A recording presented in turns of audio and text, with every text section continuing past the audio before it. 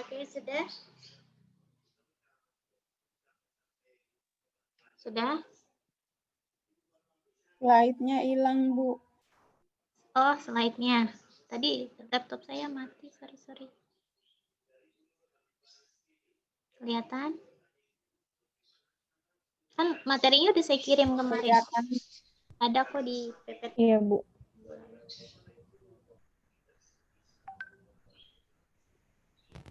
Coba dijawab dong, siapa ya?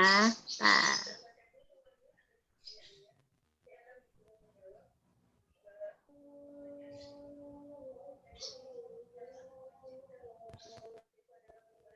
Eka, ada Eka?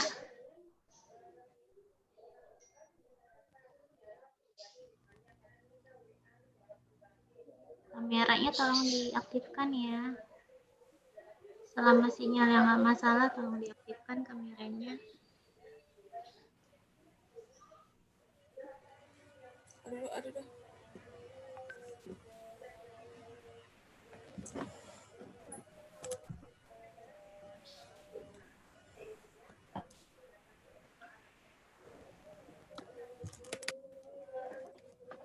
Nggak ada Eka.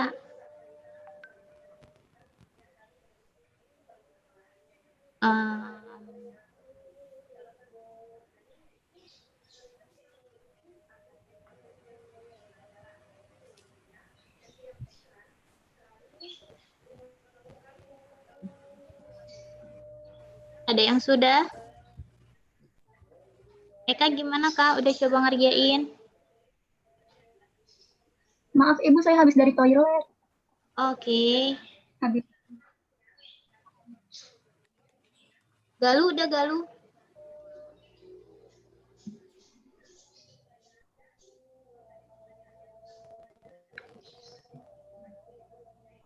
Galuh, ini pertanyaannya sederhana. Ya, pada bulan Agustus terdapat 12 kasus tuberkulosis kasus baru dan 12 kasus baru meningitis aseptik dilaporkan ke sebuah dinas kesehatan daerah. Nah, kalau kondisinya adalah informasi terbatas seperti ini, apa yang mesti kita cari tahu dulu?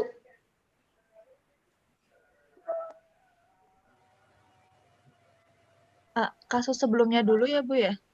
Harus ada data sebelumnya gitu nggak sih, Bu? Harus ada data sebelumnya dulu. Dari kasus mana? Dari kasus yang tuberkulosis sama yang 12 baru kasus meningitis ini.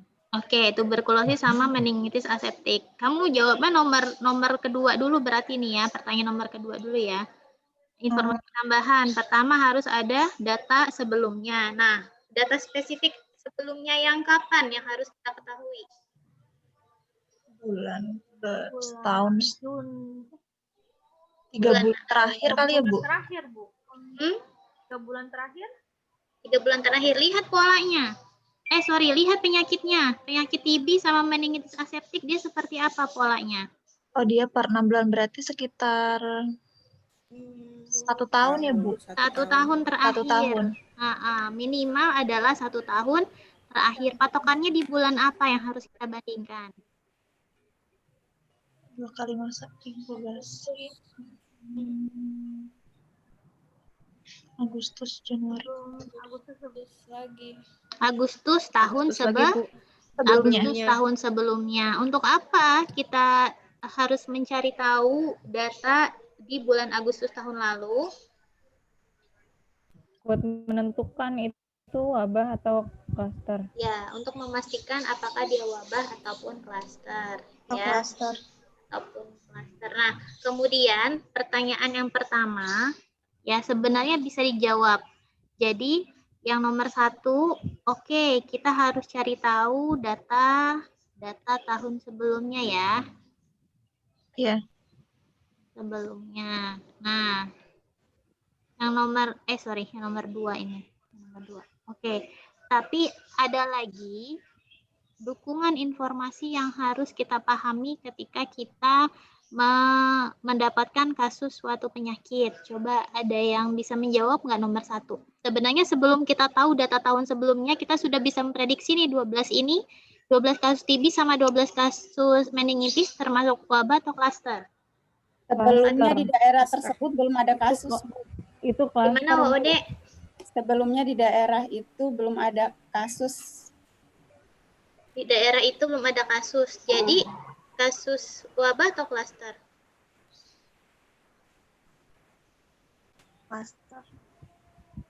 Kalau menurut saya klaster, Bu. Klaster. Menurut Desi klaster.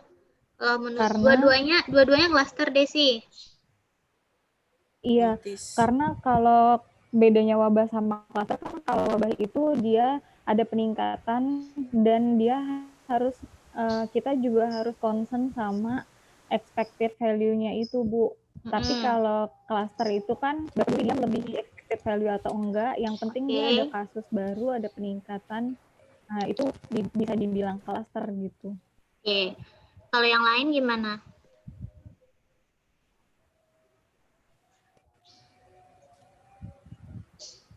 Ada lagi yang berpendapat lain?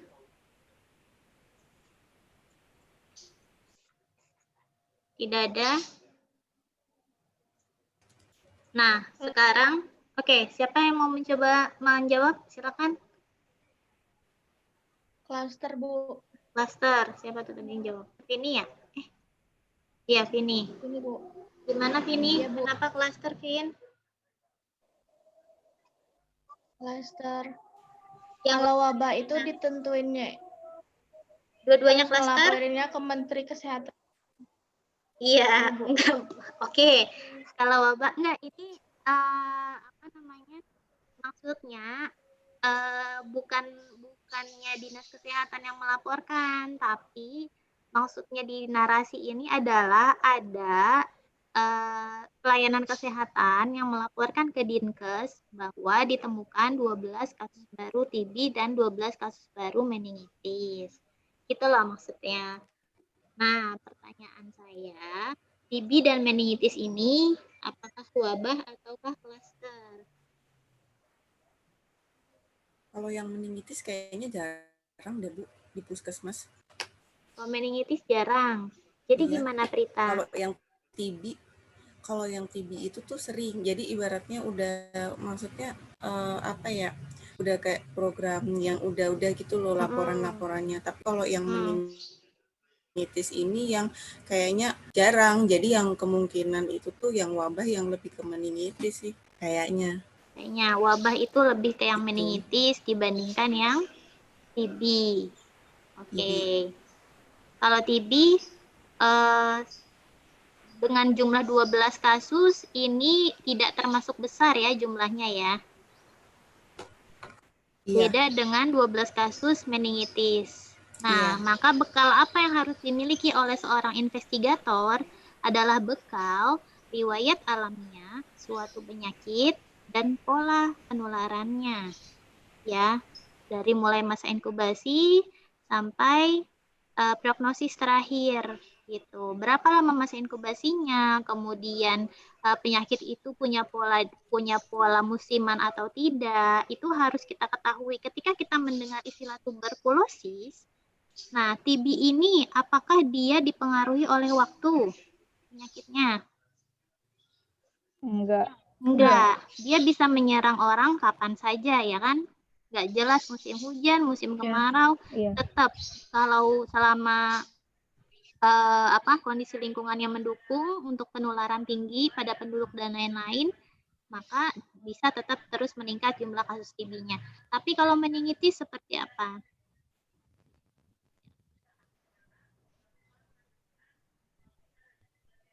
Meningitis tadi seperti yang dikatakan oleh Prita, merupakan jenis kasus yang cenderung lebih jarang ditemukan dibandingkan tuberkulosis. Lalu ketika pada 1 bulan dilaporkan kasus yang melebihi angka 10 ya pada suatu dinas kesehatan daerah, ini artinya dapat diprediksi bahwa meningitis kemungkinan besar adalah sebuah letupan atau KLB gitu. Oke. Nah, kalaupun berarti Bu kita harus kerja dong di dinas kesehatan, nggak gitu ya. Kalau kita sebagai orang epidemiologi paham mengenai penyebaran penyakit, ya karakteristik setiap penyakit, kemudian bagaimana distribusinya secara umum di suatu tempat, maka kita bisa memprediksi. Kayak misalnya aku ada balita diare dan Bu, putus-putus, Bu. muntaber pada balita, apakah suatu kejadian yang lazim terjadi atau jarang terjadi? Muntaber pada balita yang lazim terjadi apa jarang terjadi? Lazim Sering terjadi. terjadi, Bu. Ya kan? Lazim terjadi. Kalau jumlah kasus yang dilaporkan itu rentangnya adalah rentang yang wajar, maka kita bisa menganggap bahwa itu klaster. Tapi once kamu dengar bahwa ada balita yang punya di suatu wilayah ada balita yang punya kelainan, misalnya apa ya? Kelainan apa ya yang jarang? Misalnya ada menderita suatu kelainan yang jarang pada balita di suatu wilayah, tapi tiba-tiba penderitanya muncul dengan jumlah yang banyak dalam satu waktu. Maka itu bisa kita prediksi adalah sebuah letupan. Gitu. Ya, dapat kita prediksi adalah sebuah letupan. Kayak gitu. Jadi itu yang harus kita kuasai. Nah, untuk pertanyaan nomor 2, informasi tambahan apa? Yaitu data tahun sebelumnya. Ini mutlak, ya. Tahun sebelumnya mutlak harus kita ke lagi azan ya? Iya, Bu. Oke, kita jeda dulu.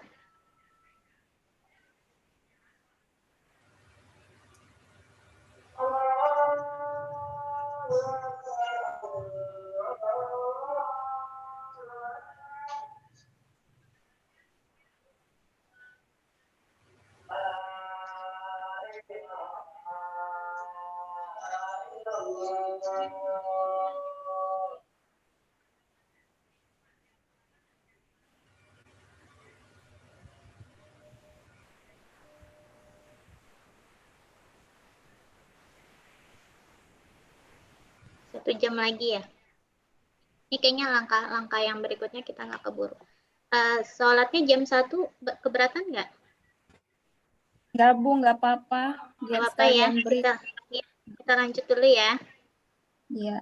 Oke, di sini slide-nya sedikit sih, tapi kayaknya panjang penjelasannya. Bu Isti, kalau Iya. meningitis itu di kita, di negara kita meningitis itu pola penyakitnya kayak tuberkulosis, artinya penyakit yang biasa, berarti bisa aja dia dinyatakan bukan sebagai wabah dong. Iya, betul. Dia bisa saja dinyatakan bukan sebagai wabah. Gitu. Maka kalau misalnya wilayah itu merupakan wilayah endemis, ya, wilayah memang endemis, kemudian muncul kasus penyakit endemis tersebut di wilayah itu, maka bukan wabah. Oke. Gimana? Oke, paham ya? Iya, Bu. Oke, lanjut. Untuk langkah yang tadi udah. Langkah yang ketiga adalah memastikan diagnosis. Nah, pertama, untuk verifikasi atau memastikan diagnosis adalah yang pertama, penyakit itu telah dipastikan terdiagnosis dengan benar. Ya, jadi memastikan diagnosis itu hal penting. Kalau ngomongin masalah diagnosis, erat kaitannya dengan support fasilitas dari dinas kesehatan setempat atau pemerintah setempat. Ya, karena diagnosis itu butuh alat, ya, butuh alat dan SDM.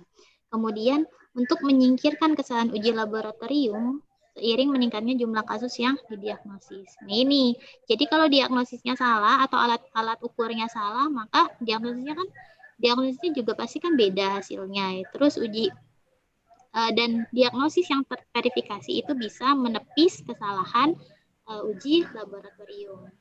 Itu tujuan verifikasi. Kemudian caranya, yang pertama adalah saat kita memverifikasi diagnosis, yang pertama kita harus melihat temuan klinisnya. Temuan klinis itu seperti apa yang dapat dilihat kasat mata, kemudian dapat dirasakan oleh tenaga medis seperti dokter.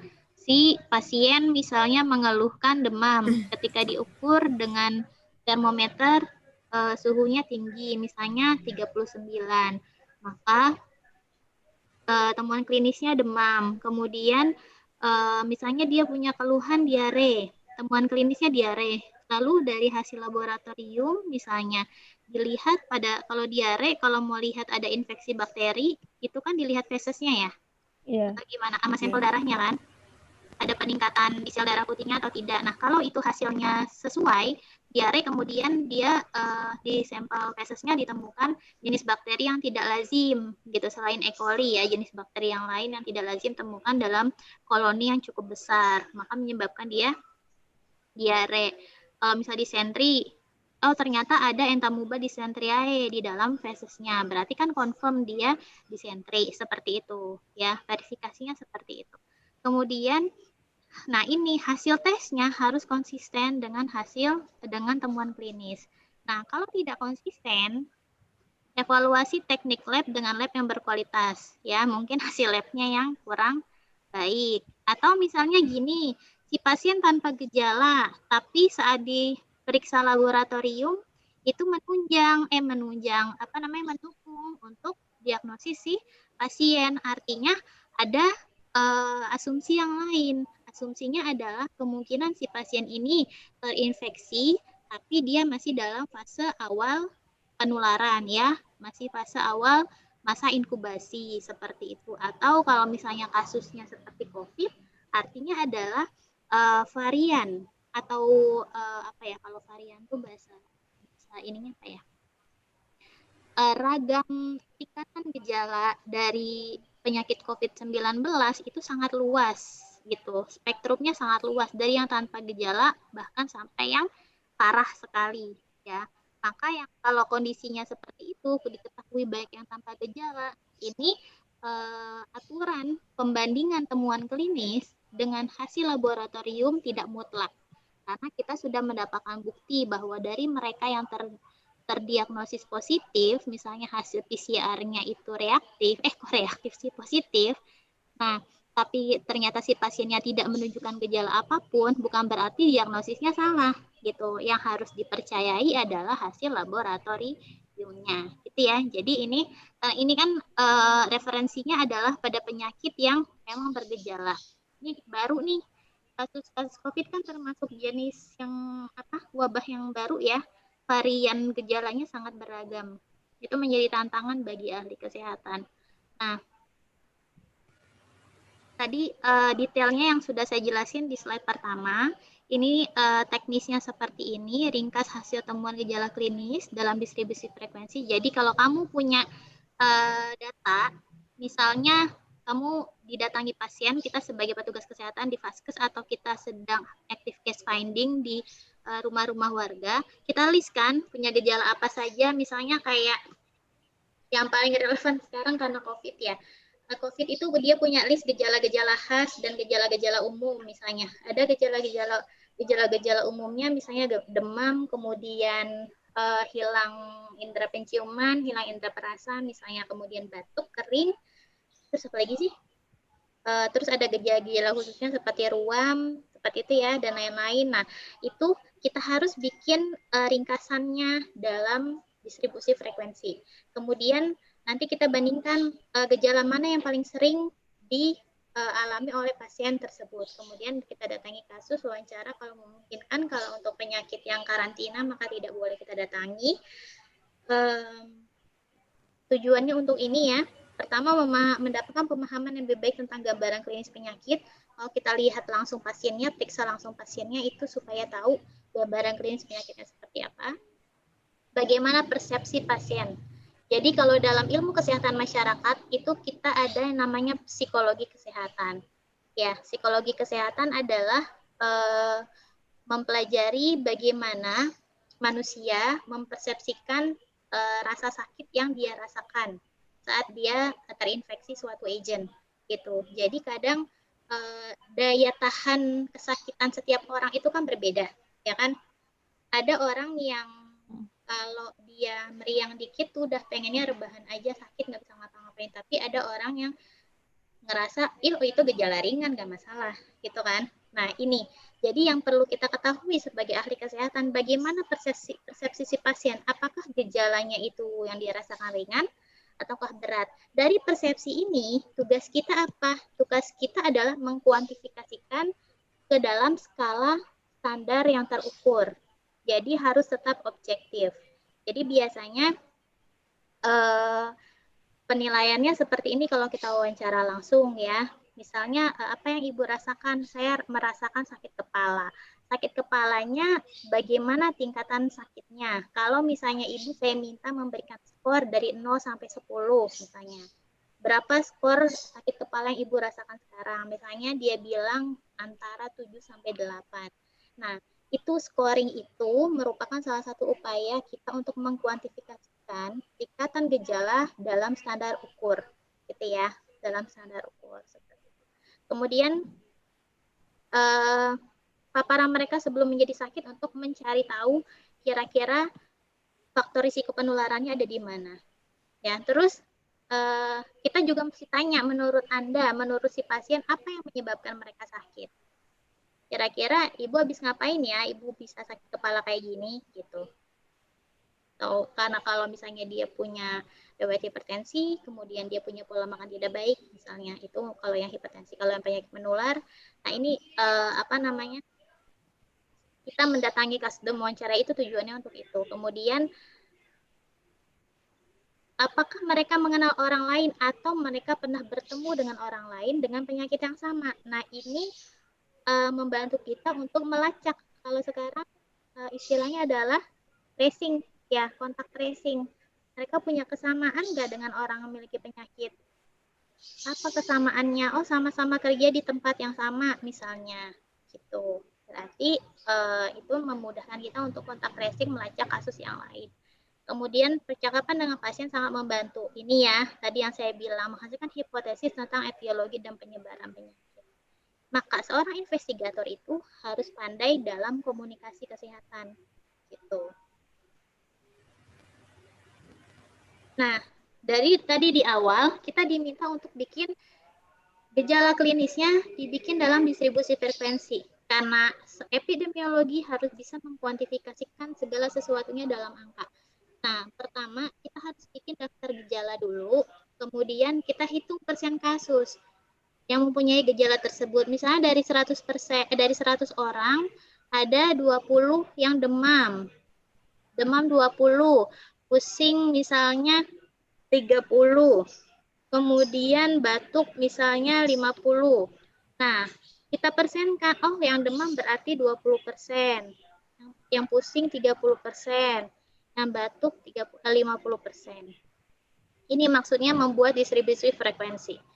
Kemudian susun ke bawah menurut urutan frekuensinya. Nah, ini kan urutan frekuensinya dari yang terendah sampai yang tertinggi. Biasanya kalau kita mau bikin distribusi frekuensi gejala itu, kita urutkan terbalik dari yang tertinggi sampai yang terendah. Berarti yang batuk dulu, kemudian yang pusing, kemudian yang demam. Kayak gitu. Ya.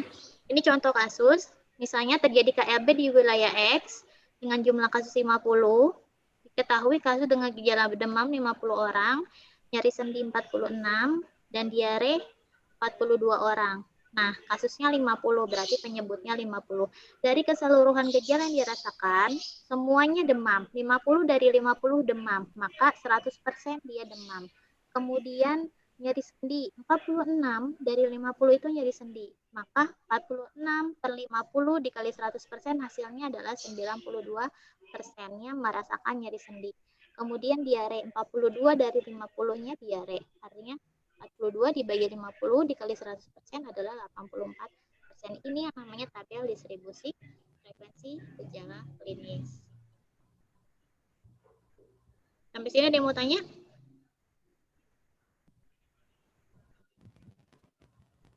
Silakan.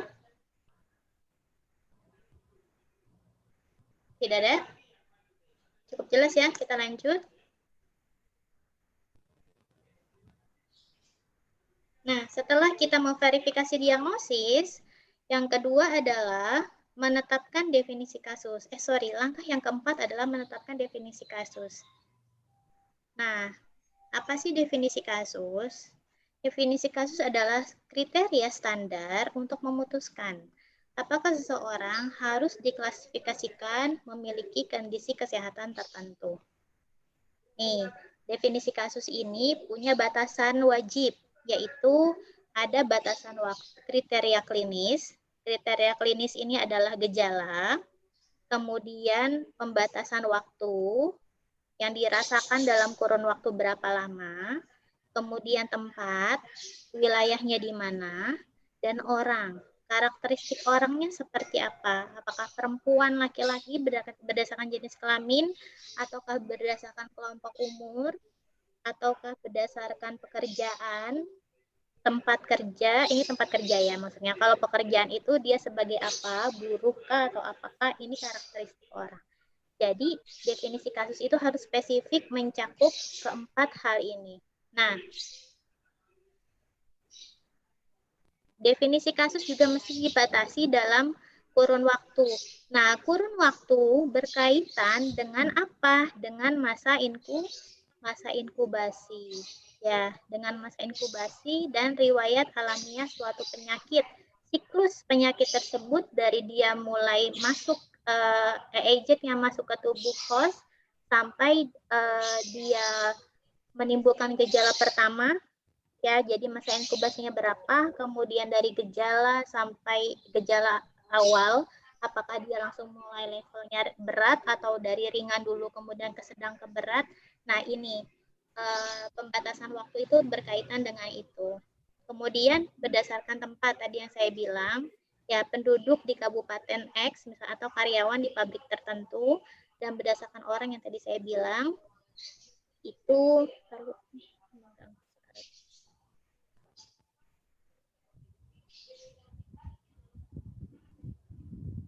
nah, misalnya orang yang tidak memiliki riwayat penyakit muskuloskeletal atau di kalangan wanita premenopause.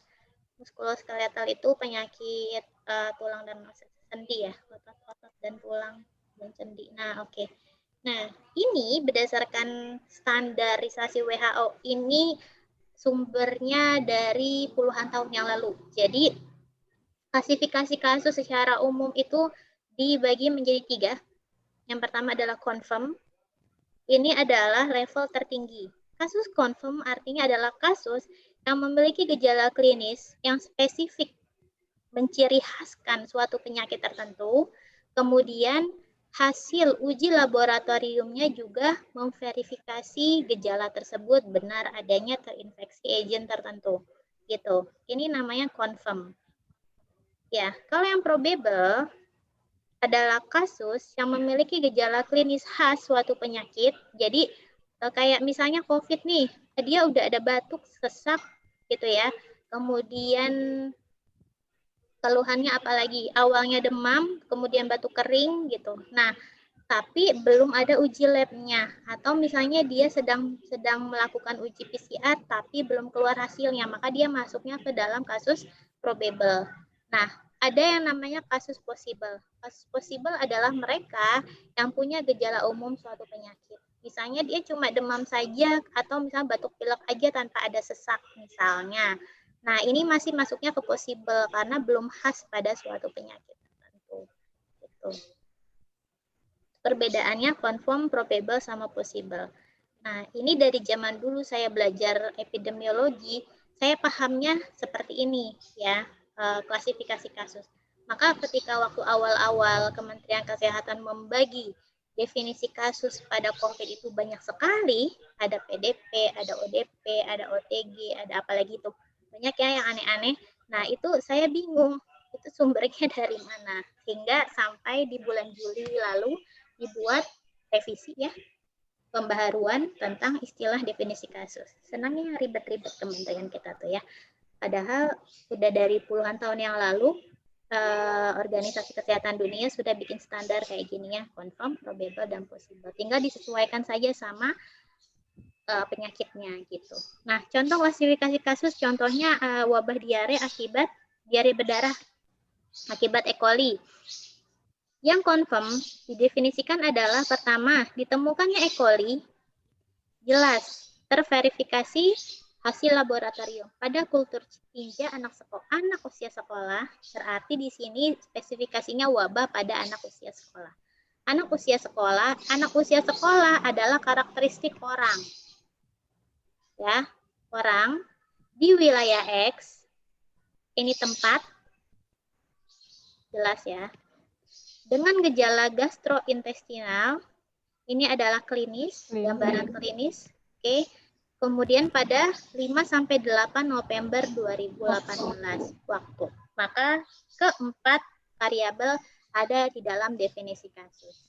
Kenapa 5-8? Karena di sini merupakan rentang periode masa penularan dan masa inkubasi hingga munculnya suatu gejala diare berdarah akibat infeksi Escherichia coli. Jadi letupannya terjadi pada periode ini nih.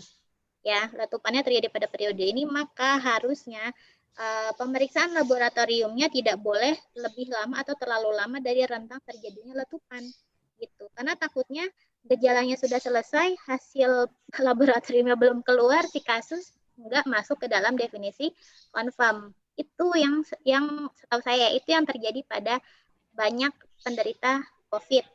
Ya, yang seharusnya dia terkonfirmasi positif, kalau yang awal-awal dulu tuh yang belum bulan Maret ya, yang harus nunggu seminggu sampai 10 hari baru keluar hasil PCR-nya, terus si pasiennya udah keburu sembuh gitu. Jadi enggak masuk ke hitung. Nah, kemudian kasus probable. Kasus probable itu dia definisinya sedikit lebih umum.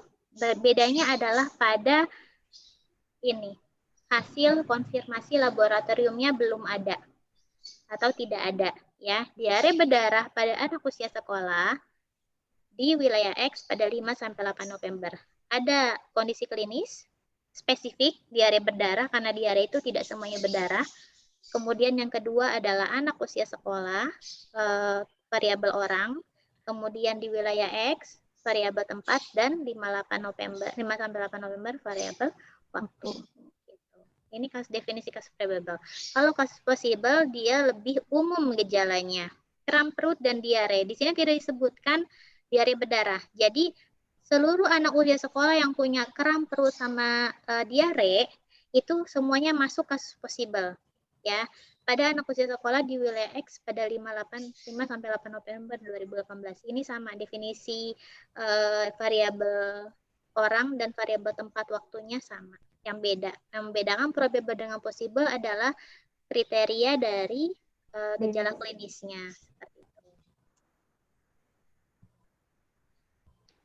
Nah, untuk apa sih klasifikasi kasus? Ya, yang pertama, saat awal penyelidikan, penyelidik sering atau investigator sering menggunakan definisi kasus yang sensitif atau longgar yang mencakup kasus confirm, probable, atau possible.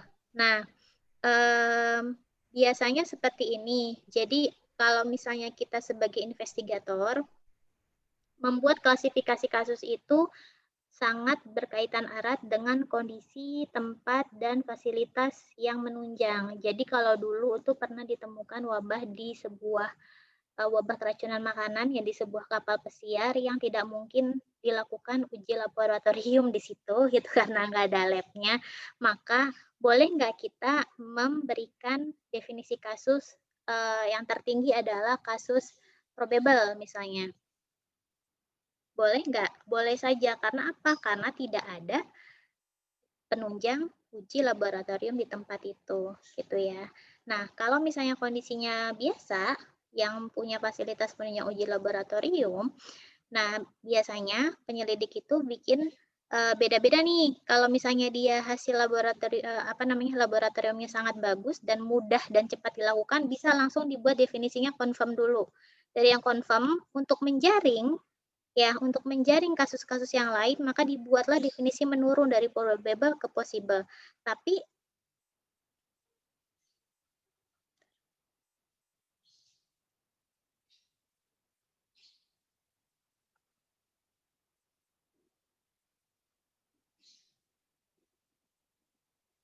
nah, atau kebalikannya, kalau misalnya dia mau menginvestigasi tapi belum mampu melakukan uji laboratorium, yang penting dijaring sebanyak-banyaknya dulu kasus dengan gejala yang serupa, misalnya atau gejala yang umum, maka dia bikin dulu definisi possible.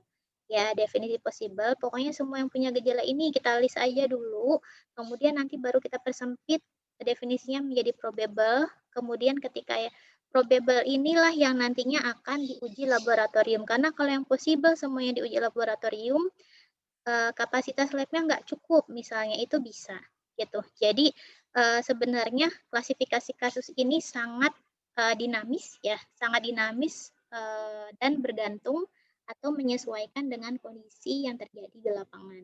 Seperti itu. Ya. Tapi kalau misalnya prinsip epidemiologisnya seperti apa? Selama kasus itu bisa dijaring sebanyak-banyaknya, dijaring aja dulu. Jadi dibikin possible aja dulu semuanya, kemudian baru nanti diklasifikasikan dalam probable dan confirm, itu maksudnya. Jadi ada aksioma dalam epidemiologi, dapatkan selagi bisa. Bukan berarti membesar-besarkan jumlah kasus, bukan, tapi nantinya pun kasus yang possible ini akan terkonfirmasi, akan tersaring lagi, kemudian berapa incidence rate yang sebenarnya atau attack rate yang sebenarnya itu yang dihitung hanya mereka yang confirm, gitu ya, hanya mereka yang confirm. Nah, lalu bagaimana cara mengidentifikasi dan menghitung kasus? Pertama, arahkan penemuan kasus di fase Yankes, di mana diagnosis kemungkinan akan dibuat ini kalau terjadi di daerah-daerah yang memang mendukung fasilitas kesehatannya. Nah, kemudian yang kedua, lakukan surveillance aktif dan atau pasif. Kalau surveillance pasifnya kurang memadai, maka harus dilakukan surveillance aktif. Gitu. Untuk menemukan kasus-kasus dengan gejala yang serupa. Kemudian survei ke seluruh populasi jika jumlah populasi terbatas. Kalau ranahnya masih kecil, letupannya turun ke setiap rumah-rumah gitu ya. Kemudian sebar kuesioner dan kumpulkan bukti uji lab. Kalau misalnya kamu mau mencari tahu ini sebenarnya sudah ada belum sih keluhan kasus yang sama di fasilitas kesehatan swasta yang lain misalnya. Kamu bisa bekerja sama dengan mereka dan kumpulkan bukti uji laboratorium di vaskes tersebut. Terus identifikasi lagi, ini selalu kontak tracing itu selalu penting ya. Tanya pasien, adakah orang dengan gejala yang sama dengan dia yang dia temui gitu. Kontak tracing itu penting. Kemudian saat kita melakukan survei ya dan kontak tracing, apa saja yang harus dikumpulkan? Identitas jelas, nama, alamat, dan nomor telepon. Kemudian demografi untuk menggambarkan distribusi orang, ya, karakteristik orang, jenis kelamin, usia, pekerjaan, sehingga kita bisa memetakan sebenarnya penyakit ini menyerang kelompok karakteristik orang tertentu atau tidak. Kemudian informasi klinis, faktor risikonya apa saja, kita wawancarai sehingga dia si pasien recall dia pernah berbuat apa saja, bertemu siapa saja, faktor risiko apa saja yang telah dia lakukan sebelum dia menderita penyakit tersebut. Kemudian informasi reporter, maksudnya adalah kalau misalnya kamu mendapatkan laporan kasus dari tempat lain, apa informasinya yang didapatkan dari si pelapor kejadian tersebut gitu. Ini untuk membandingkan dengan temuan kamu di lapangan. Nah, kemudian kita sebagai ahli epidemiologi, semuanya harus digambarkan, saya bilang ya, harus dituliskan dan dilaporkan dalam satuan angka, maka kita membuat line listing. Line listing itu artinya adalah daftar baris, jadi semua informasi yang sudah dikumpulkan. Jadi Kemenkes itu sudah punya kok formulir standar W1, W2, W3 gitu ya, buat pelaporan yang SDKKLB, kewaspadaan dini SKDKLB ya, sistem kewaspadaan dini KLB itu sudah punya, dan untuk penyelidikan epidemiologi juga sudah ada, dan untuk investigasi wabah seharusnya sih sudah ada line listing bakunya. Nah, format formulir bakunya buat diisi saat kita melakukan investigasi. Nah, kemudian hasil dari format di dalam kuesioner itu kita buat rangkumannya dalam line listing. Line listing dalam daftar baris itu ada sebuah kolom, setiap kolom itu sebuah tabel yang setiap kolomnya mewakili variabel penting, variabel orang, tempat dan waktu biasanya ya, dan gejala klinis gitu. Kolomnya ada nama atau nomor identitas atau nomor rekam medis misalnya, kemudian usia, jenis kelamin, klasifikasi kasus dan lain-lain. Ini contohnya. Ini contoh pada hepatitis A. Letupan hepatitis A. Ini untuk melindungi identitas pasien. Di dalam line listing kita boleh pakai inisial. Ya, misalnya ada 10 kasus. Ini contoh line listing, hipotesis suspek, masih suspek ya.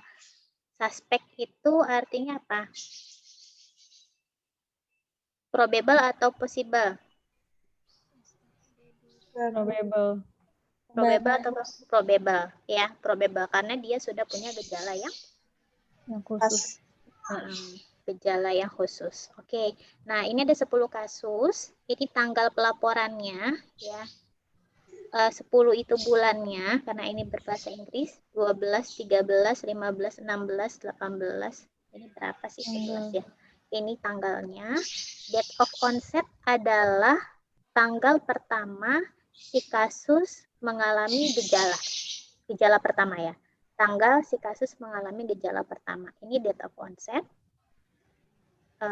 Ini tanggal 6, tanggal 5, tanggal 4, tanggal 4, tanggal 9, tanggal 8, tanggal 13. Semuanya dalam bulan Oktober. Kemudian ini dia diagnostik berdasarkan simptom ya. Hepatitis A, yang ini belum jelas. NA itu belum jelas ya. Nah, sign dan simptom ini secara gejala klinisnya ada apa saja yang dirasakan oleh si pasien atau ditemukan pada tubuh pasien. N artinya nausi. Nausi itu apa sih? Mual ya. Nausi itu mual.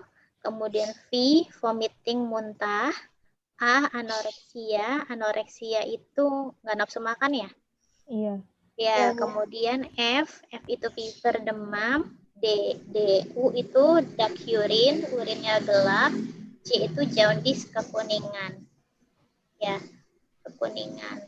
Nah, kemudian bagaimana hasil laboratoriumnya? Nah, HAIGM artinya hepatitis A dengan melakukan uji antibody test IgM. Ya.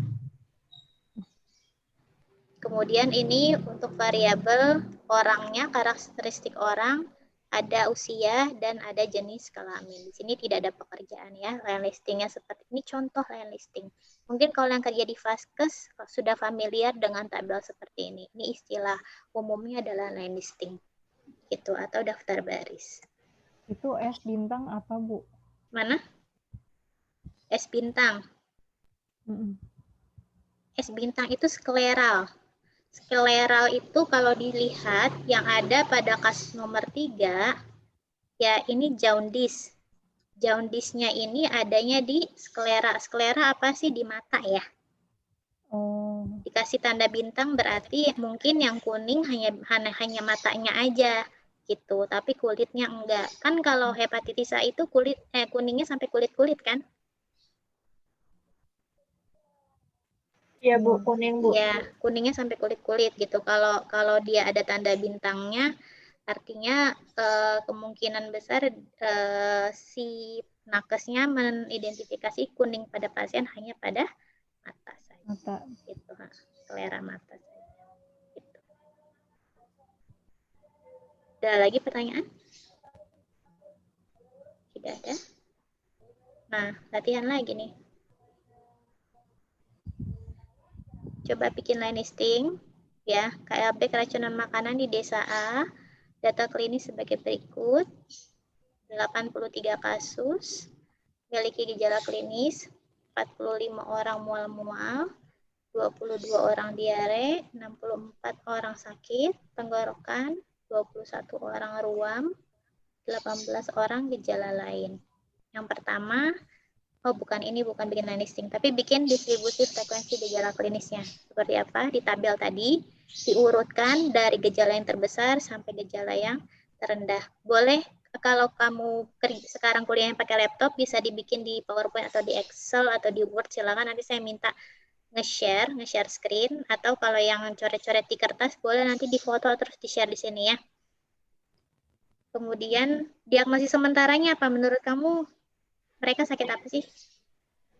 Ya. Berarti minta data yang slide ini ya Bu? Boleh. Ini satu dulu deh.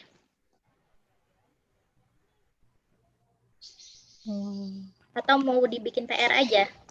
supaya saya jelasin dulu materi yang berikutnya. Ini ada 3 soal. 3 soal. Yang kedua adalah klasifikasi definisi kasus confirm, probable, dan possible dari KLB DBD, hepatitis A, dan keracunan makanan. Kemudian, ada contoh kasus, contoh laporan, ya, tabel formulir laporan di sini, rekam medis semacam itu.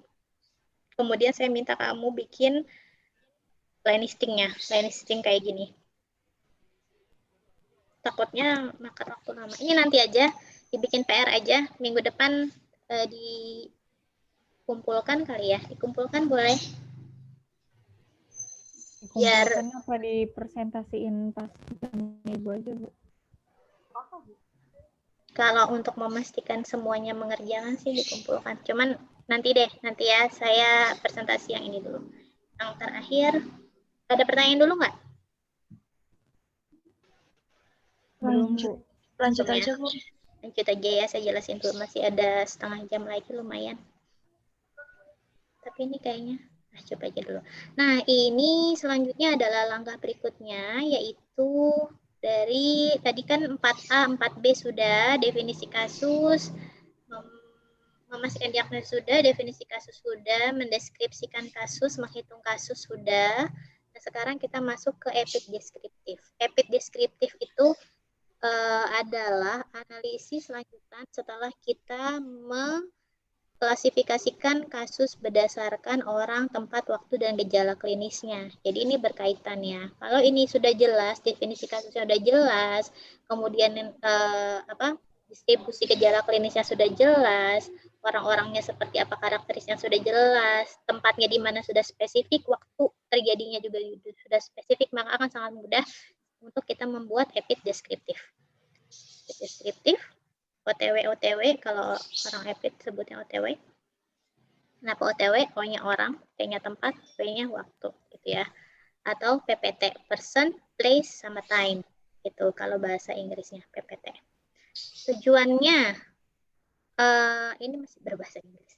By looking at the data carefully, kalau kita dengan menggunakan data, melihat kepada data secara hati-hati, you became familiar with them. Jadi kita bisa familiar dengan kondisi tersebut. Jadi in case dalam rentang pengamatan kita terjadi atau muncul lagi laporan-laporan kasus yang serupa, kita sudah dengan mudah menyimpulkan, oh ini dia masuk ke dalam kasus wabah. Kenapa? Karena gejalanya sama, karakteristik orangnya sama, tempat tinggalnya juga nggak jauh-jauh, waktunya juga nggak begitu jauh dari kasus terakhir yang ditemukan. Nah, gitu. Familiar itu maksudnya ini. Ya, sudah ahli. Kemudian you provide a comprehensive description of an outbreak by portraying its trend. Jadi kalau kita sudah bisa membuat distribusi orang, tempat, dan waktu, kita bisa menggambarkan letusan itu dan bisa menyajikan trennya gitu. Ya, bisa lihat trennya itu seperti apa. Ya, apakah banyak terjadi pada laki-laki atau pada perempuan? Apakah dia ternyata menyerang kelompok usia tertentu? Trennya seperti apa? Kemudian karena selanjutnya adalah kita akan diminta untuk bikin hipotesis, ya. Hipotesis itu adalah dugaan sementara dari penyebab terjadinya wabah, causal hipotesis, ya. Maka epic deskriptif sangat membantu untuk mengembangkan causal hipotesis.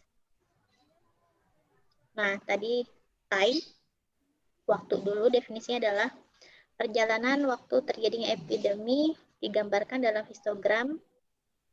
Biasanya kita pakai histogram dari jumlah kasus dengan tanggal onsetnya, atau disebutnya dalam kurva epidemi. Jadi, mendeskripsikan waktu itu kita pakai kurva epidemi atau epic curve yang dipahami oleh ahli epidemiologi dan non-epidemiologi. Ini nih kuncinya. Saat kita bikin kurva yang kita buat harus communicable.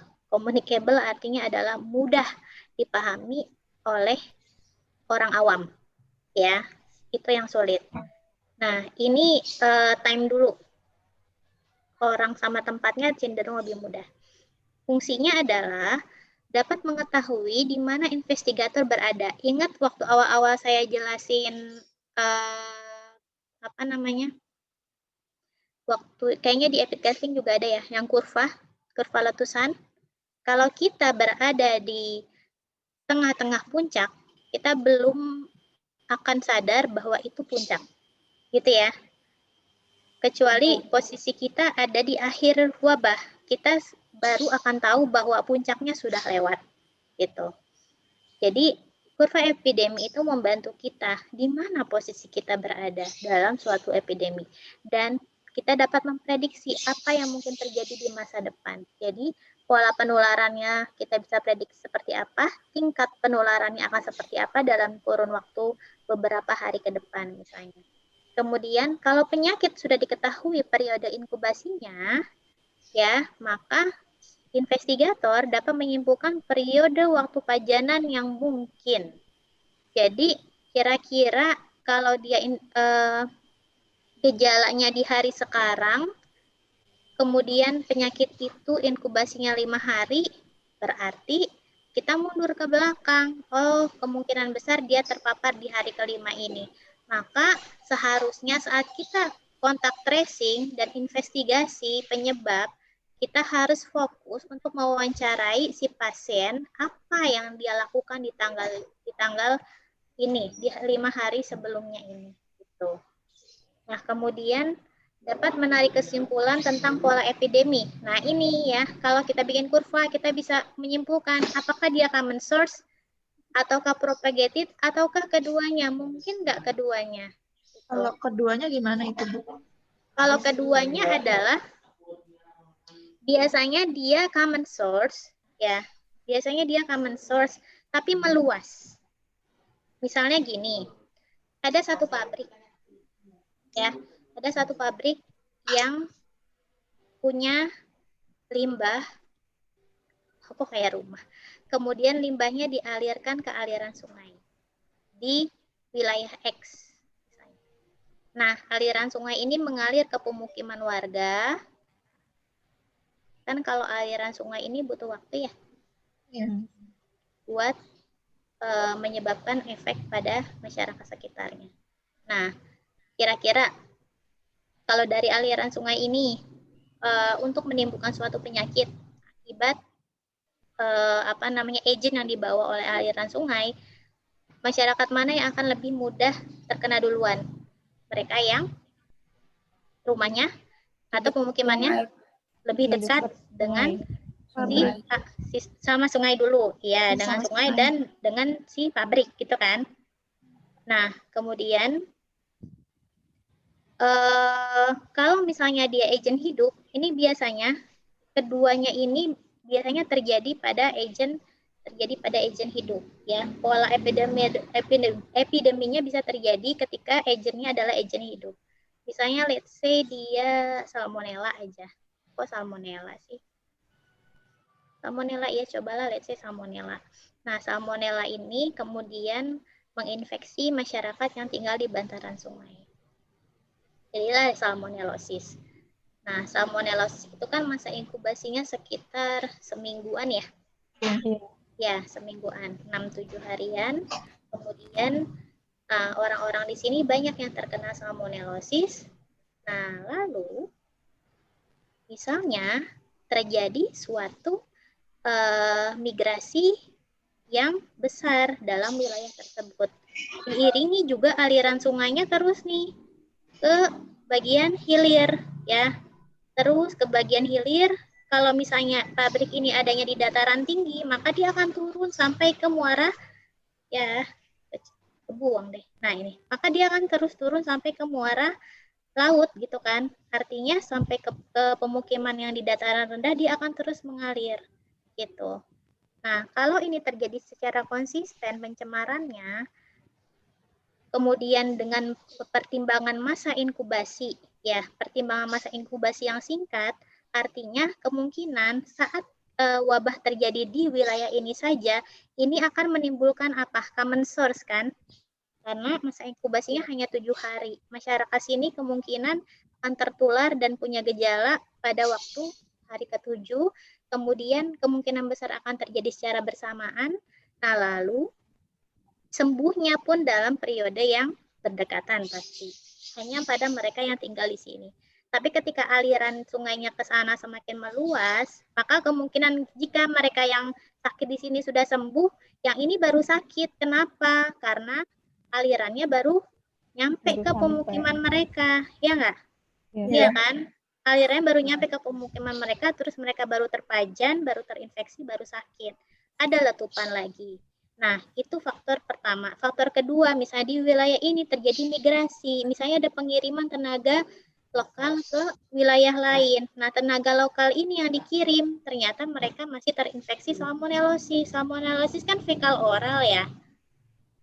Nah, ketika dia pindah ke tempat lain, kemudian dengan sanitasi yang kurang mendukung dan menginfeksi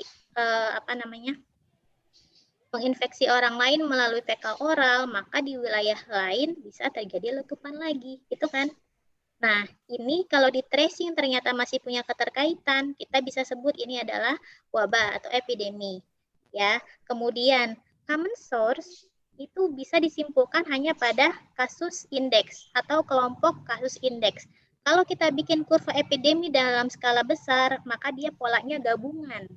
Jadi ada common source-nya di kasus indeks awal, kemudian ada propagated-nya karena dia terus mengalir.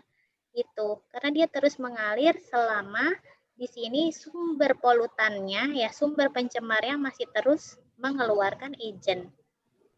Bisa masuk ke propagated karena long term jadinya dia. Seperti itu teman-teman. Jadi gambarannya kalau kita bayangkan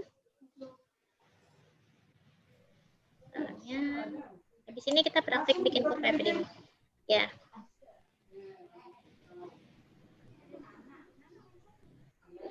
Nah, kalau misalnya ini, kalau yang common source adalah kalau ada sumbu X dan sumbu Y, ini begini ya, dia akan nyampe puncaknya cepat. Tapi kalau propagated, ya kalau propagated itu kan dia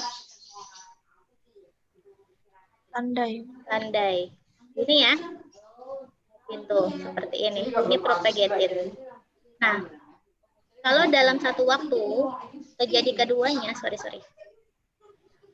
Harusnya saya pakainya yang sharingnya apa ya di sini. Common source dan propagated gabungan, maka di periode awal pada komunitas yang pertama kali terpajan dia akan muncul kurva kecil. Nah, kemudian muncul lagi kurva besar. Ya, misalnya di sini ada jeda nih, mereka sudah sembuh, lalu ada lagi yang baru. Nah, tapi ini pertumbuhannya mulai lambat. Nah, tapi semakin tinggi. Nah, kalau kita melihat pola yang seperti ini, kalau kita melihat pola yang seperti ini disebut gabungan antara keduanya. Nah, dari dua kurva ini kurva A, ini kurva B, kita bisa menarik satu kurva besar. Nah, sebenarnya kalau gabungan antara common source dan propagated, ini menjadi satu kurva propagated yang besar. Gitu.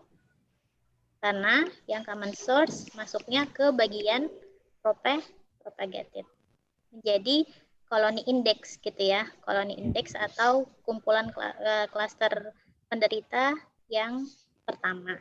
Gitu gambarannya teman-teman. Itu bisa jadi gabungan antara keduanya. Tergantung posisi kita ada di mana melihatnya. Kalau posisi kita masih dalam periode di sini, ya, maka kita menilai, oh ini kayaknya common source karena puncaknya sudah selesai dan ini dari aliran air sungai. Selama tidak dilakukan intervensi, sangat memungkinkan untuk terjadinya letupan baru dan ini propagated terus menerus. Gitu teman-teman. Oke, paham? Ya, Bu. Oke. Kemudian tadi ya. Lanjutnya, cara bikinnya nih. Cara bikinnya jadi teman-teman kita bisa bikin di Excel. Ya, pertama adalah time of onset of illness setiap kasus harus diketahui. Maksudnya masa inkubasi setiap penyakit harus diketahui. Ya, time of onset of illness. Kemudian dapat berupa satuan hari ataupun jam. Jadi saat kita bikin, kalau kurva itu kan harus ada sumbu Y, harus ada sumbu X. Nah, sumbu X ini adalah satuan waktu. Satuan waktu sangat bergantung pada jenis penyakit. Kenapa? Karena setiap jenis penyakit punya masa inkubasi yang beda-beda. Kalau penyakitnya akut, maka biasanya satuannya adalah bisa jam, bisa hari, gitu ya. Tapi kalau penyakitnya laten, maka bisa berupa atau kronis, bisa berupa satuan minggu ataupun bulan, gitu. Jadi ini sangat variatif. Y di sini adalah jumlah kasusnya, ya. Jadi kalau bikin kurva epidemi dari dua sumbu, ada sumbu waktu, ada sumbu jumlah kasus. Nah, kemudian dapat berupa itu udah, cantumkan unit waktu udah tadi saya jelasin. Nah, ini bikin rentang waktu. Ya, pilih rentang waktu dengan cara membaginya menjadi 1/8 atau 1/6 atau 1/4 dari masa inkubasi. Misalnya, untuk keracunan makanan Clostridium, ini kan akut Clostridium perfringens. Nah, inkubasinya itu hanya satuan jam.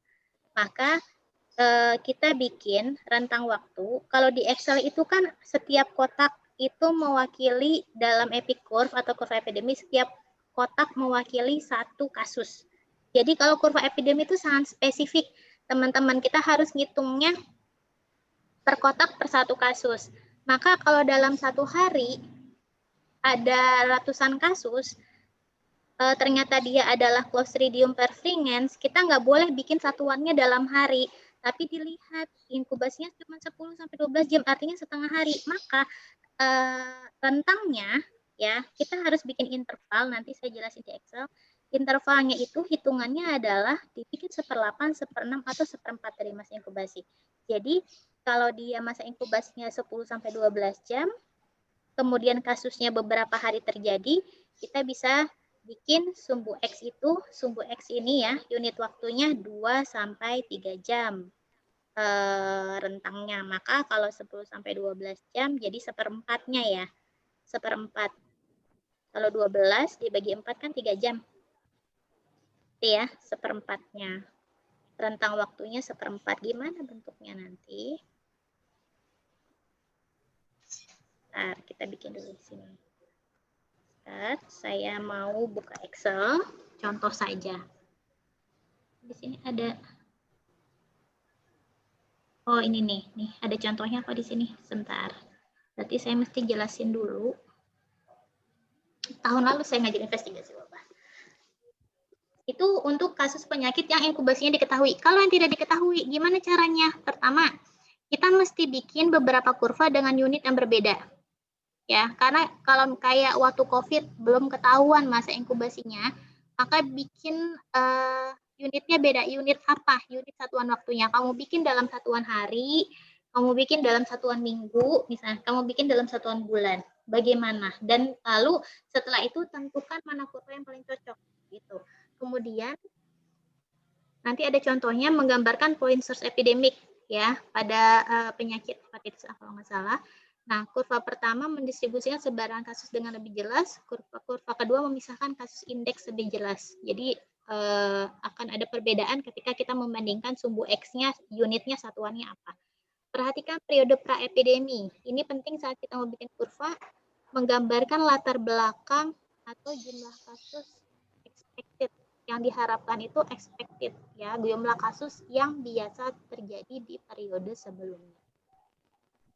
Nih, ini kurva kasus hepatitis A ketika date of onset-nya itu dibikin rentang selama 7-13 berapa? 6 hari. Ya nggak sih? Ya. 6 hari kan nih? 6 hari ya? Ya, Bu. 6. 6 hari artinya antara satu kotak ke kotak yang lain rentangnya adalah 6 hari. 6 hari, kalau hepatitis A itu masa inkubasinya berapa hari rata-rata? 28 hari ya? Coba cari. Ahli kesehatan masyarakat harus tahu masa inkubasi penyakit yang common terjadi. Yang awam terjadi ini juga 6 hari. Nah, Kalau 28, 24 apa 28 hari ya? Coba dicari deh, di googling. Masa inkubasi hepatitis A.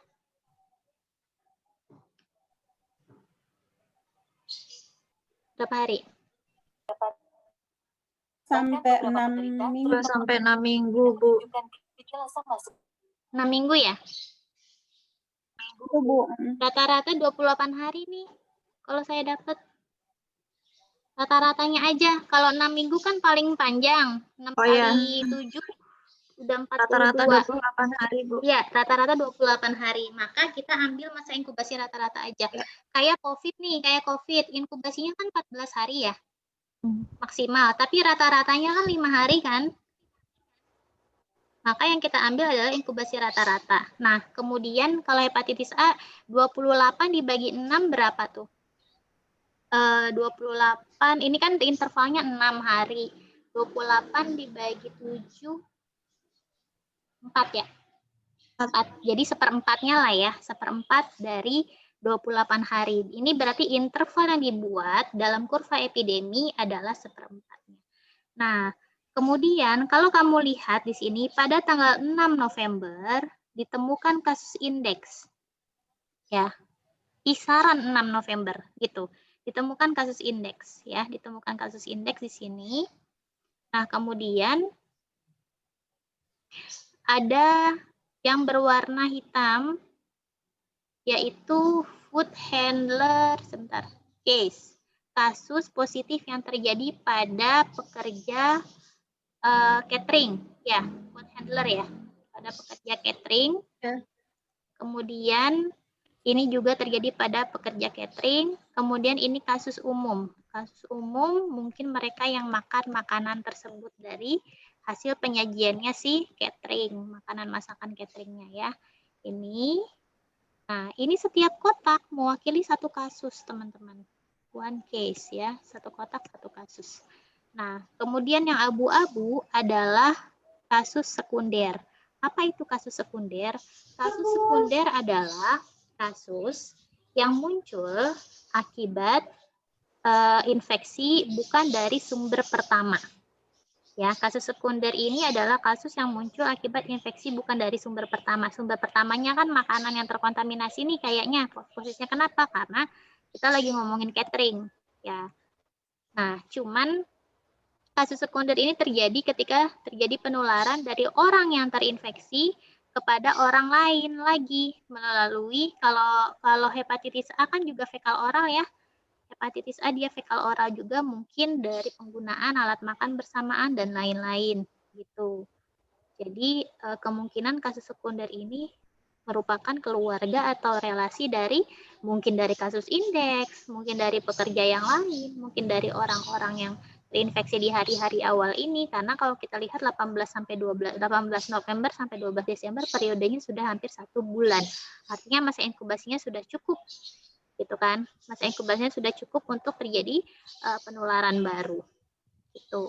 Nah, ini gambaran tipikal kurva epidemiologi atau kurva epidemik hepatitis A. Ya, date of onset-nya kita bikin rentang 1 minggu atau 6 sampai 7 hari. Nah, kemudian yang di sini kita lihat bahwa rentang penularannya dalam interval 2 minggu. Ya enggak? 2 minggu ya. 2 minggu, 2 minggu, atau 1 sampai 13? 13 hari ya? 1 sampai 13? Kurang lebih 2 minggu lah, Bu. 12 hari ya? 12 hari, sorry. 12 hari, ya 12 hari, ini juga 12 hari, dan seterusnya 12 hari. Coba kita lihat perbedaannya, ya. Ini posisinya kasus indeks di sini adanya di tanggal 6 November, kemudian tanggal 18-nya ada food handler. Nah, kalau kita lihat di sini, di kurva yang kedua, dengan kurva yang pertama, gambarannya saat di antara rentang 18 sampai 30 November, ini terjadi peningkatan jumlah kasus sampai 22. Ya nggak? Ya, sampai 22 kasus. Puncaknya lebih tinggi ya nggak?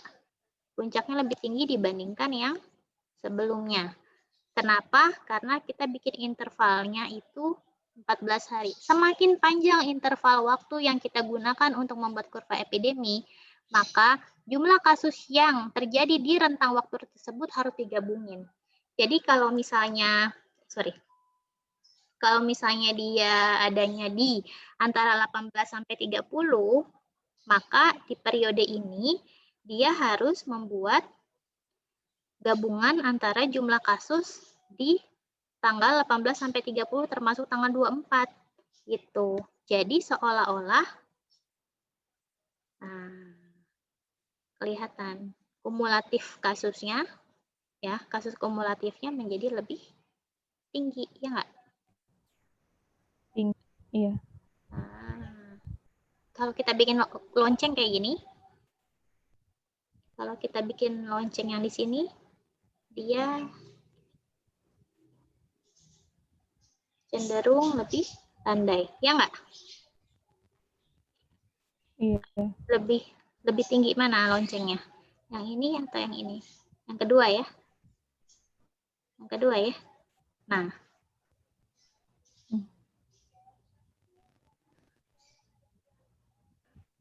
Bentuk kurva ditentukan oleh pola epidemi, kemudian periode waktu di mana orang yang rentan itu terpapar, periode inkubasi minimum, rata-rata, dan maksimum untuk penyakit.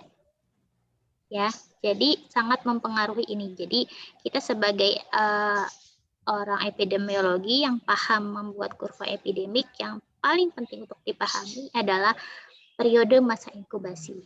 Jadi kayak tadi, kalau misalnya hepatitis A itu paling singkat berapa lama sih? Dia 2 minggu ya. 2 minggu, 15 hari sampai 6 minggu ya. 6 kali 8, 6 kali 7. 6 kali 7 dong. 6 kali 7 berapa? 42 hari. Ya nggak? 42. Ya, terpendek 15 hari, terpanjang 42 hari, dan rata-ratanya adalah 28 hari. Ketiga titik ini yang mesti kita ketahui untuk kita membuat kurva epidemi. Gitu. Ya. Kemudian kita harus tahu dulu polanya. Kalau dia one source, kemungkinan maka kurvanya bentuknya adalah point source, puncaknya tinggi. Propagated, kalau dia menular dari orang ke orang. Kalau dari kasus di sini, ya, yang paling cocok yang mana yang kita bikin?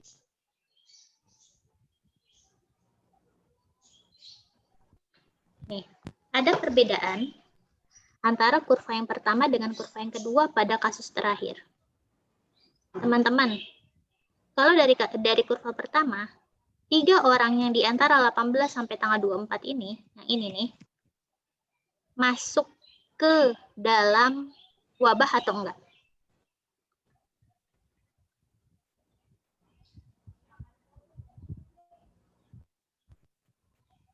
Masuk ke dalam wabah atau enggak?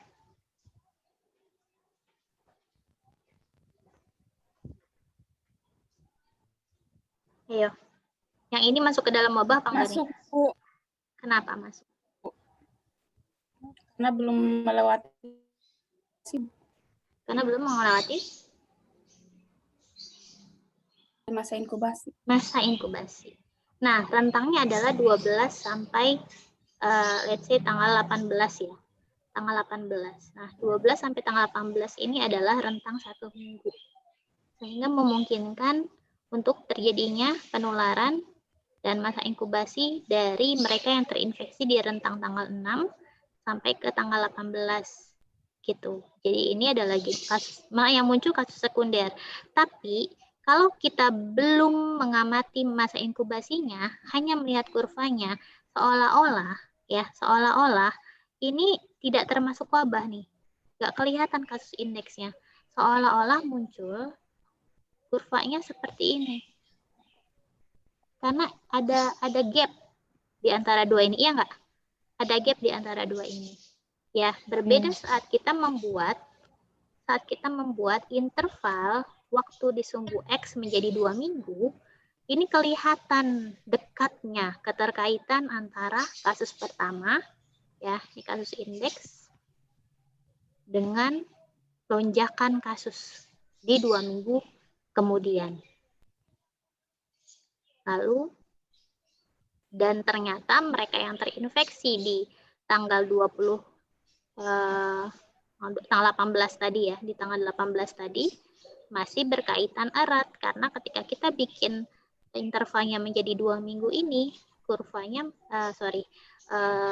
jumlah kasusnya ini masih berdempetan dengan rentang 2 minggu yang sebelumnya. Jadi kurang tepat ketika kita membuat interval masa inkubasi penyakit hepatitis A dengan interval 7 hari atau 6 hari. Karena itu terlalu singkat untuk penularan, gitu ya, untuk munculnya gejala pertama. Jadi seolah-olah kasusnya menclok-menclok. Jadi bikinnya terlalu lebar. Gitu. Jadi yang paling tepat adalah 2 minggu rentangnya, sehingga kelihatan benar puncaknya terjadi sebenar-benarnya kapan. Ada di antara tanggal 18 sampai tanggal 30 di sini.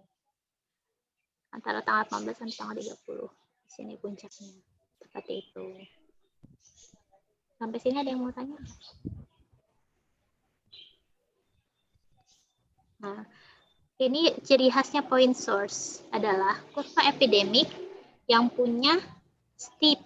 Steep itu apa? Steep up slope. Apa definisi steep? Curam atau landai?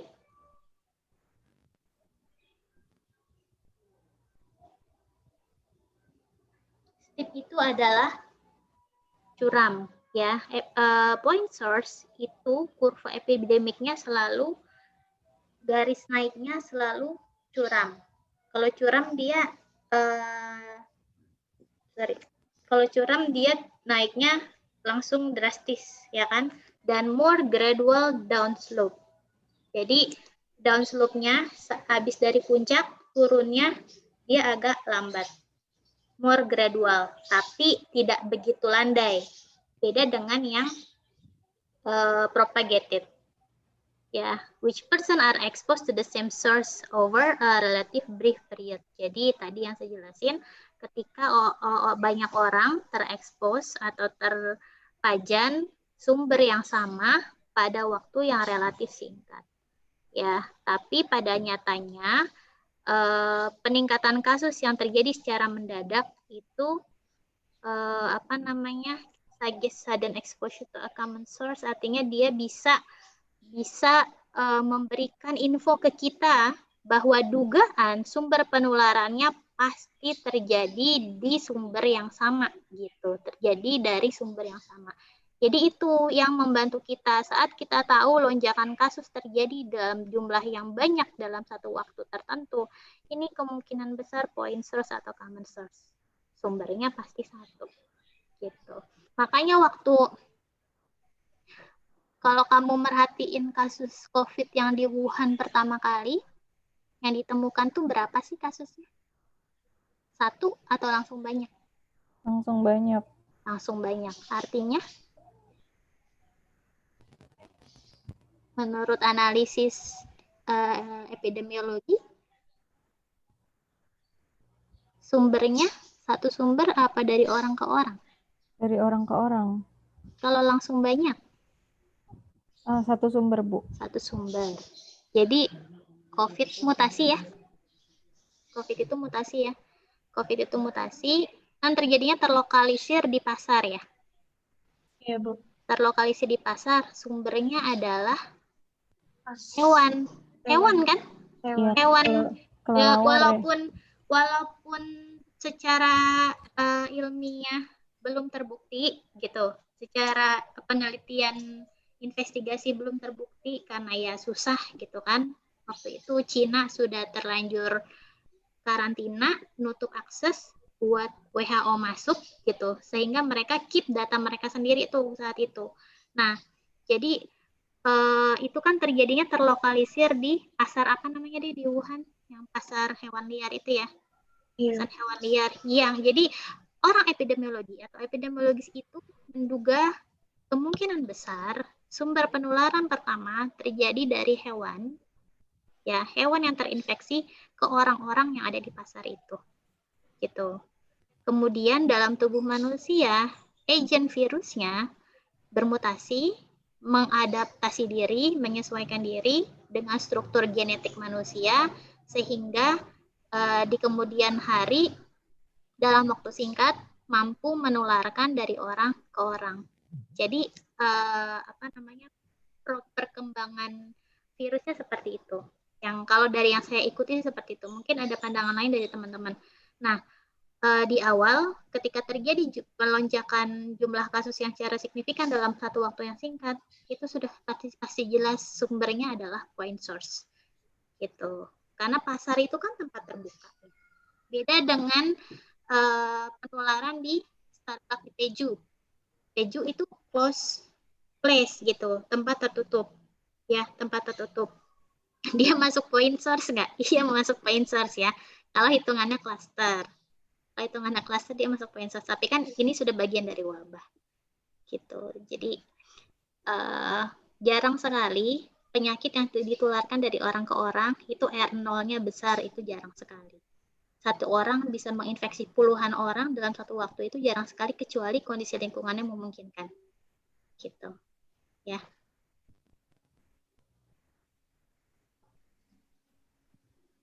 Nah, tadi kalau point source, semua kasus terjadi dalam satu periode inkubasi. Ya, jika durasi paparan diperpanjang, epidemi tersebut continuous common source epidemic. Continuous common source epidemic artinya paparannya berarti masih berlangsung dan kurva epidemi akan memiliki dataran tinggi. Dataran tinggi itu bukit maksudnya ya, bukan gunung. Kalau bukit kan dia lebar tapi agak landai. Kalau gunung dia tinggi tapi curam ya. Gitu. Jadi kondisi point source dapat berubah menjadi continuous common source epidemic dan kurvanya bisa menjadi landai, dataran tinggi. Nah, common source epidemic yang berjeda, kalau dia punya jeda, bisa menghasilkan kurva epidemi bergerigi tidak beraturan. Naik, turun, naik, turun, kalau dilihat secara kasar. Gitu. Itu maksudnya kurva epidemi. Nah, penyebaran dari orang ke orang atau propagated epidemic harus memiliki serangkaian puncak yang semakin tinggi dalam periode inkubasi yang berbeda. Jadi, kalau propagated, kita hanya baru bisa melihat puncaknya ketika itu selesai wabahnya. Ya, wabahnya selesai. Jadi, COVID ini belum bisa kelihatan puncaknya. Nah, ini yang tadi saya bilang. Where are we in the curve? Ini penting untuk menyimpulkan sudah terjadi puncak atau belum. Kalau kita berada pada posisi A,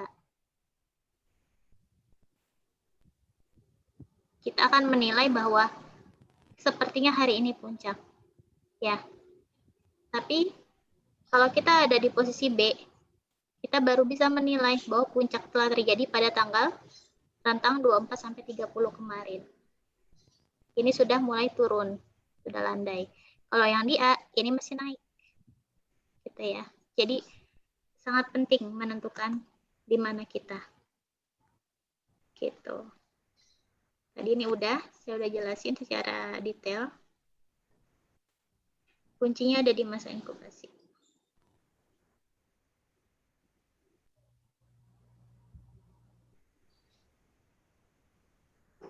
Nah, tadi yang gambar yang tadi, di sini, yang mesti diperhatikan, nanti saat bikin kurva, mungkin minggu depan aja saya ajarin praktiknya ya, karena waktunya nggak cukup. Nah, apakah kurva epidemi ini konsisten dengan sumber titik dari kurva yang tadi, gambar 6.5, ya, untuk hepatitis A, kan kita lihat inkubasinya adalah 15-50 hari. Kalau di sini 15-50 hari, tadi ada yang bilang 2-6 minggu ya, 6 minggu. Kalau di sini ada pembulatan, oke lah 50 hari misalnya, inkubasi rata-ratanya 28 hari, kira-kira 1 bulan. Yang mesti kita perhatikan kurva epidemi ini konsisten nggak dengan sumber titik? Maksudnya one source nggak? Coba kita lihat di sini. Pada tanggal 20 terjadi lonjakan kasus, 3 orang menderita hepatitis A. Ini contohnya, tahunnya lama banget ya, tahun 72. Nah, prediksi kita minimum incubation period-nya itu ada di sini. Minimum incubation period adalah 2 minggu, ya kan? 14 hari. Nah, artinya kalau dari tanggal 20 mundur ke sini ada di tanggal 4. Benar ya? 14 harian di sini. 16, oh ini 18 nih, di sini 18, tanggal 18 di sini. Nah, 14 hari. Ini asumsinya kenapa kita mengasumsikan pada kasus-kasus awal yang terjadi di sini, yang kita hitung pajanan awal terjadi pada tanggal 4. Sehingga kita bisa menginvestigasi apa saja yang dilakukan oleh orang-orang ini pada tanggal 4. Kenapa harus pakai masa inkubasi minimal? Kenapa nggak masa inkubasi rata-rata? Kalau dia point source ya, kita ngomongin point source. Karena asumsinya adalah mereka yang terinfeksi di sini adalah mereka yang paling rentan dan terpajan dalam konsistensi dosis dan durasi yang lama. Gitu. Jadi rentan. Kalau rentan artinya dengan standar daya imun yang biasa dimiliki orang, maka hanya membutuhkan masa inkubasi yang pendek untuk dia bisa sakit. Jadi kita pakai patokan 14 hari. Kemudian untuk menghitung masa inkubasi rata-rata, ya, untuk menghitung masa inkubasi rata-rata kita menariknya dari titik puncak, teman-teman. Nih, titik puncaknya ada di tanggal 28 bulan Oktober. Ya, titik puncak.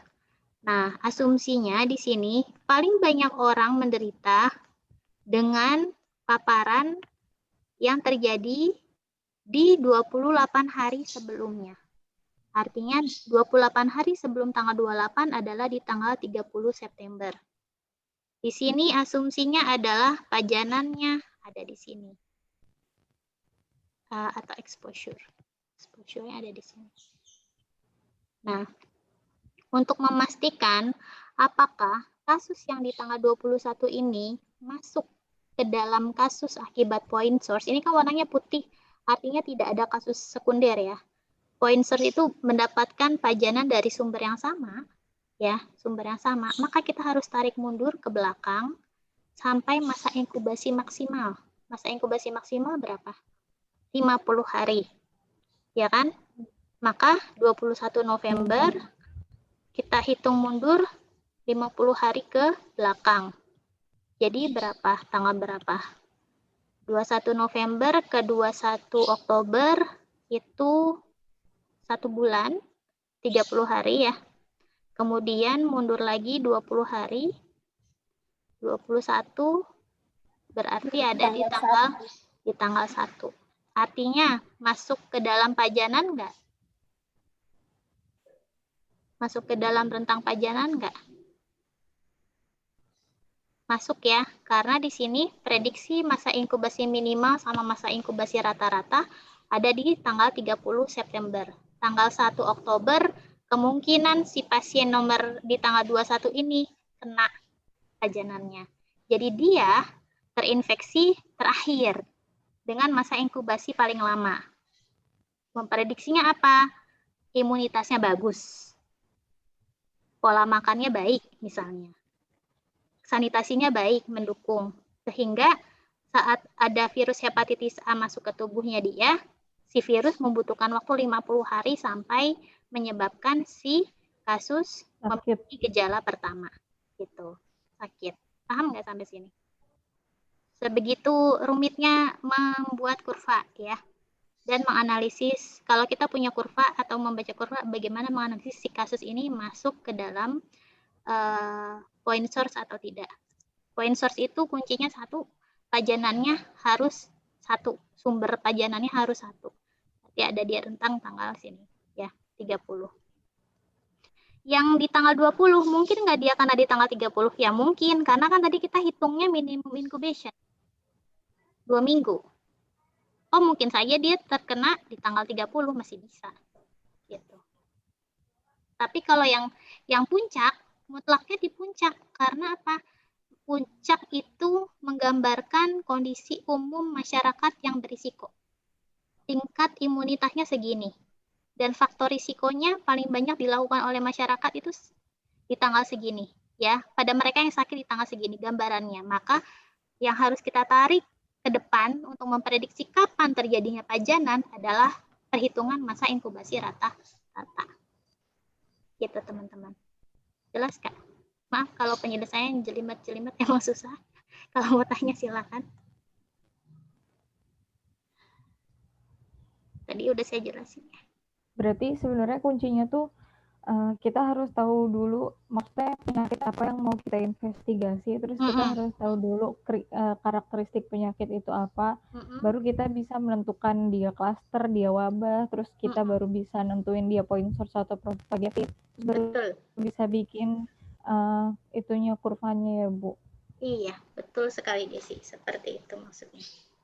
Berarti kalau kita juga nggak paham karakteristik penyakit-penyakit, at least penyakit yang common, kita bakal susah juga buat itu ya, ke tahap selanjutnya, Bu. Iya, betul sekali. Itulah makanya saat di minggu lalu saya jelasin di persiapan investigasi, ada bagian penting yang perlu disiapkan oleh investigator yaitu bekal ilmu pengetahuan, ya. Itu yang penting, gitu. Karena kalau investigator nggak ada bekal ilmunya, ya nggak bisa. Gitu. Galuh udah puyeng mukanya nih Galuh. Pucet banget Galuh. Ngantuk Bu. Ngantuk ya, ya Allah saya mendongeng kah? Ini tahu saya jelasin. Ya, tadi ada latihan juga. Nah ini kita kerjain minggu depan bareng-bareng aja. Saya minta teman-teman, nanti yang orang sama tempat gampang ya. Ini saya belum kelar bikin PPT-nya. Yang orang sama tempat gampang, nanti saya jelasin menyusul besok, minggu depan, maksudnya udah jam 1 lewat ya. Nanti kita kuliah lagi soalnya, rapid counseling. Coba dicerna dulu kurva epideminya. Terus yang tadi tugas bikin line listing sama distribusi frekuensi, saya tetap minta kalian sama bikin definisi kasus ya. Tolong dibikin, itu dikerjain dulu sendiri. Tulis tangan boleh, diketik boleh, yang gampang aja terserah. Saya tidak mau memberatkan, yang penting dikerjain. Kemudian, ini tadi kayaknya udah saya jelasin ya, jadi saya malas baca lagi. Mirip-mirip lah sama yang saya jelasin. Ini konsisten, jadi kalau kita ngeliat, oh ini si yang di tanggal 21 nggak masuk nih, nggak masuk wabah. Kenapa? Karena dia ada jeda. Ternyata enggak, pas kita ngitung masa inkubasi. Maka bikin kurvanya, nariknya, nggak boleh 21 dilewatin, harus diikutin. Nyari kasus indeks juga sama. Nyari kasus indeks itu dari mana? Kasus indeks itu kamu cari dari titik puncak dulu. Kalau misalnya kita nggak tahu kasus indeksnya dari mana. Tapi biasanya di awal investigasi harusnya dapat kasus indeksnya. Ya, apalagi point source. Siapa sih yang pertama sakit, yang duluan sakit? Itu siapa? Kita datengin, kita wawancara, kita selidiki. Dia habis dari mana, habis kena apa aja. Kalau dia fekal oral, habis makan apa aja, misalnya. Kayak gitu. Oke. Ini kerikut nggak ya? Kerikut kan ya? Udah selesai, itu materinya saya kirim sebentar. Ada pertanyaan? Minggu depan kita praktik bikin ini ya, bikin kurva epidemi ya, supaya makin... Bu, Hah? kurva Bu. Iya, biar makin Masih belum ngerti, agak bingung tadi. Siapa tuh? Siapa yang ngomong barusan? Galuh Bu. Oh Galuh, iya Galuh. Kelihatan kok dari mukanya. Kelihatan dari mukanya. Ini gimana Mas? Minggu depan ya, minggu depan ya. Sambil kita latihan. Biasanya kalau udah mulai ngerjain, ya Bu, lebih ngerti daripada nggak dengerin doang gitu kan. Minggu depan kita latihan. Jadi tolong siapkan, kalau punya laptop, siapkan Excel-nya. Kita bikin di Excel yang manual dulu. Tapi nanti di ending, nggak di ending sih. Kalau udah selesai 10 langkah, saya akan ajarin pakai Happy Info. Gitu, yang lebih gampang. Tapi kita bikin manual dulu di Excel. Kok dalam infonya nggak bisa buka ya, Bu? Udah diinstal belum? Kan tadi pelajaran. Iya Bu, ada yang belum bisa install. Tapi kayak dia required to Microsoft. Tuh apa? Microsoft.net. Microsoft apa? Sorry. .net. Oh, enggak kok. Yang versi 7 bukan? 7 koma di kayaknya ya. Iya, apa 7,2 ya. 7,2 kalau nggak salah. Enggak deh, kayaknya tapi dia minimal Windows 7 kalau nggak salah. Kamu laptopnya nggak jadul kan? Enggak. Enggak kan? Iya, harusnya sih bisa. Enggak. Harusnya bisa kok. Gitu. Dan dia nggak perlu diinstal. Jadi ada dua aplikasi. Makanya kenapa Epinfo itu khusus didesain buat investigasi wabah. Jadi suatu waktu kapasitas device kita itu kurang memadai, nggak bisa install, bisa langsung dipakai. Gitu.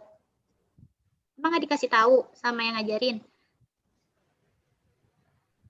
Tadi dulu, mana ya? Dikasihnya yang itu, yang instalan .exe kalau nggak salah deh tadi. Oh gitu, nggak dikasih linknya? Link yang dari CDC-nya, Bu. Dikasih. Tapi bisa. tetap nggak bisa kan, di CDC kan ada pilihannya tuh. Install, yang download zip atau download yang installer. Dua-duanya udah dicoba tetap nggak bisa. Nah, yang zip udah di-download, udah diekstrak. Udah diekstrak. Yang diekstrak itu kan ada aplikasinya juga di dalamnya. Iya. Itu bisa nggak dipakai sama kamu? Aplikasinya yang itu kan, yang epinfo.exe ya Bu, kalau dari zip setelah diekstrak keluarannya gitu kan. Nggak bisa nggak? juga. Nggak bisa juga. Diinstal juga nggak bisa? Nggak bisa. Laptopnya berat ya? Jadi laptop itu kadang kalau dalam instalasi entah software apanya ya, entah Office-nya, entah Windows-nya, itu ada part yang kurang di situ. Biasanya ada troubleshoot-nya kok, dia ngasih tahu apa sih yang bikin dia nggak bisa diinstal, tulisannya apa. Masalahnya di situ biasanya. Itu deh sih. Tapi sayang ya kalau nggak bisa dipakai. Kalau mau lihat versi mobile-nya ada di Google Store, ada di App Store ya, sama di kalau di iPhone tuh apa namanya? Saya nggak tahu. Apa namanya? Tapi kalau pakai yang versi mobile tetap bisa digunain buat bikin kuis? Bisa, tapi ya sekecil itu layarnya gitu. Lebih apa ya? Biasanya kalau yang versi mobile itu dia lebih buat ngumpulin data saat kuesionernya udah jadi kita bikin di laptop. Gitu. Jadi tinggal ngumpulin data, wawancara, ngisi, sama analisis masih bisa di HP, masih bisa. Misalnya dalam kondisi darurat kita harus bikin analisis dari data yang udah kita kumpulin, itu bisa pakai versi mobile-nya. Gitu. Tapi kalau buat bikin kuesioner agak susah. Bisa sih, cuman ya gitu. Kayak kamu ngetik PowerPoint, bikin presentasi di HP gitulah. Agak susah. Karena keterbatasan layar aja. Cuman fiturnya sama. Kemudian materi ya. Yang sesi 3 kan udah, sesi 4 sama sesi 5. Saya kirim di sini ya.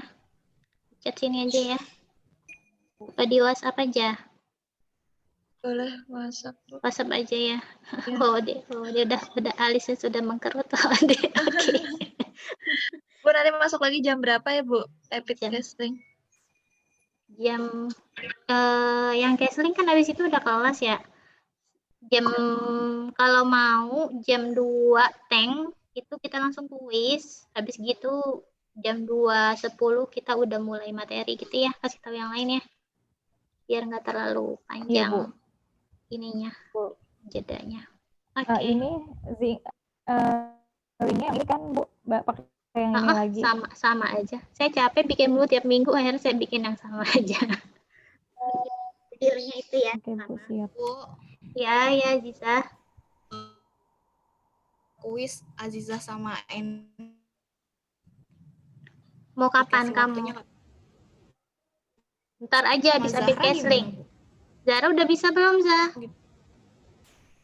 Hubungin ke Sekre dulu ya.